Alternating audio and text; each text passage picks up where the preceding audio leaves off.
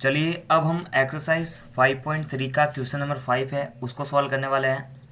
तो इसका question number 5 हमसे यह कह रहा है, यदि आपके पास 3 हरे त्रिज्याखंड है, एक नीला त्रिज्याखंड है, एक लाल त्रिज्याखंड है और इसको घूमने वाला एक पहिया है, मतलब आप देख सकते हैं ये एक तरह का पहिया है।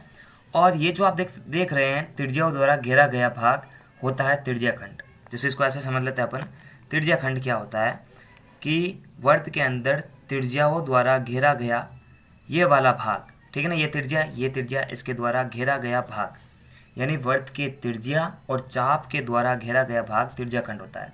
तो आप देख सकते हैं कि इतना रंग हरा है, इतना लाल है, इतना नीला है।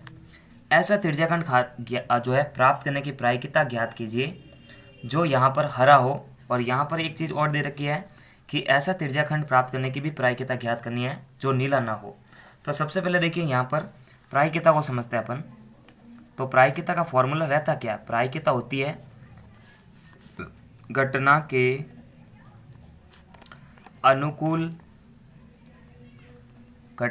अनुकूल परिणाम बट्टा घटना के कुल संभावित परिणाम, ठीक है।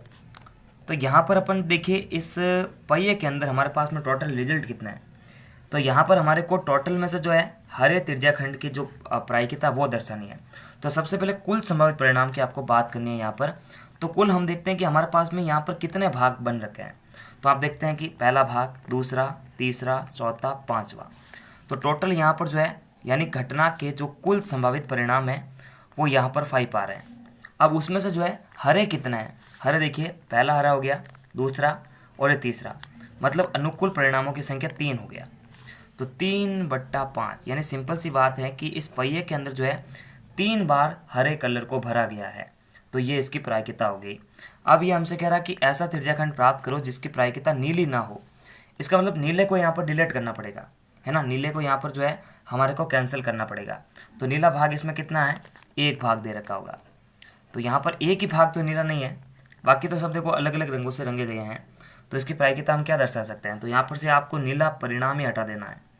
तो यहाँ पर सिंपल सी बात है कि नीला नहीं हो तो फिर अलग रंग की होगी। तो नीला यहाँ से अगर अपन डिलीट कर दे तो यहाँ पर हरे और लाल रंग की जो प्रायिकता होगी वो ही काम आएगी। तो यहाँ पर देखिए सेकंड नंबर क्वेश्चन है जो इसका यहाँ से लगाकर यहाँ तक सॉल्व हो रहा है।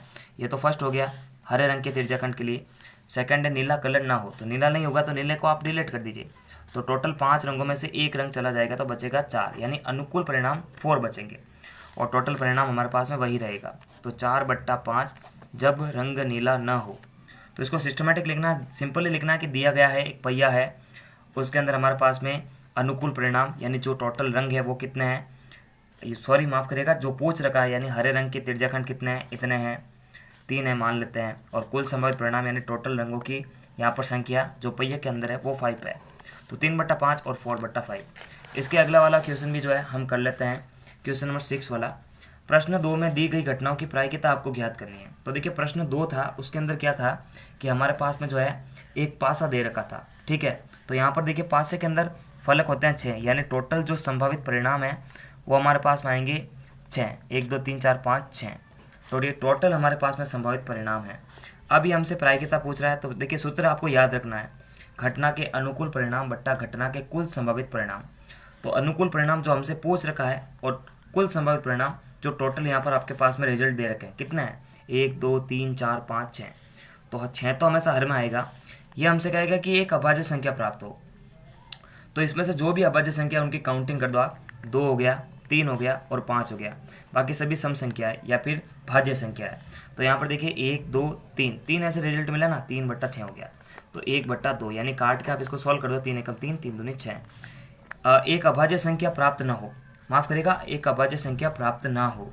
तो अभाज्य को छोड़ दो तो बचने वाली संख्या सभी भाज्य होगी। तो देखिए 1 भाज्य है, 2 भाज्य है, माफ करेगा, यहाँ पर वापस देखते हैं, इसमें जो है अभाज्य संख्या नहीं होनी चाहिए। तो अभाज्य संख्या को यहाँ पर जो है डिलीट करना है। तो देखिए 2 3 और 5 जो है ये अभाज्य संख्या थी, तो इनको ये क्या कह रहा है, अभाज्य संख्या नहीं होनी चाहिए, तो अभाज्य के अलावा ही होगी। तो देखो वो कितनी संख्या, 1 है, 4 है, 6 है।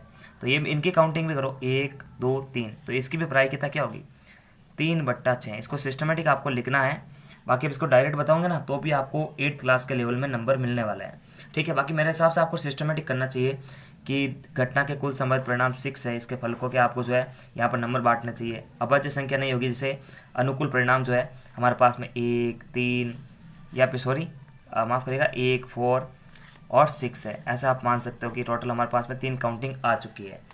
उसके बाद देखिए यहाँ पर ये हमसे क्या कह रहा है, 5 से बड़ी संख्या प्राप्त होनी चाहिए। 5 से बड़ी संख्या, तो देखिए 5 से बड़ी संख्या खाली 6 है यहाँ पर, तो ऐसा तो एक ही रिजल्ट बाहर आ रहा है और टोटल रिजल्ट हमारे पास में 6 है, तो 1/6 हो गया। 5 से बड़ी संख्या प्राप्त ना हो, तो 5 से बड़ी नहीं तो 5 से छोटी आएगी, तो कितनी संख्या देखो आप 5 से माफ़ करिएगा, देखिए यहाँ पर जो है 6 था, हमने गलती से यहाँ पर 5 लिख दिया है, ये 6 है।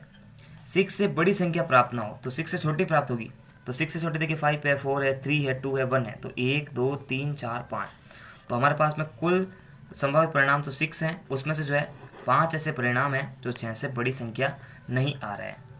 तो नमस्कार, थैंक्स फॉर वॉचिंग, और पूरे चैप्टर की जो प्लेलिस्ट की लिंक है आपको वीडियो के डिस्क्रिप्शन बॉक्स में मिलेगी, वहाँ जाकर आप बैक टू बैक सारे वीडियोस देख सकते हैं। तब तक के लिए लाइक, सब्सक्राइब और शेयर करें, और अगर क्वेश्चन समझ में ना आया ना तो इसको 1-2 बार रिपीट करके आप देखना। बहुत ही सिंपल है, हमारे पास में 6 फलक है, जो शर्त का पालन कर रहे थे वो काउंटिंग करके अपन लिख रहे थे। 5 से बड़ी संख्या प्राप्त होगी, तो 5 से तो बड़ी संख्या 6 है, तो 1/6 हो गया। 6 से संख्या बड़ी नहीं प्राप्त होनी चाहिए, तो 6 से बड़ी नहीं होगी तो 6 से छोटी हो जाएगी, और क्या है 1, 2, 3, 4, 5, तो 5 टोटल रिजल्ट आ गए। ठीक है।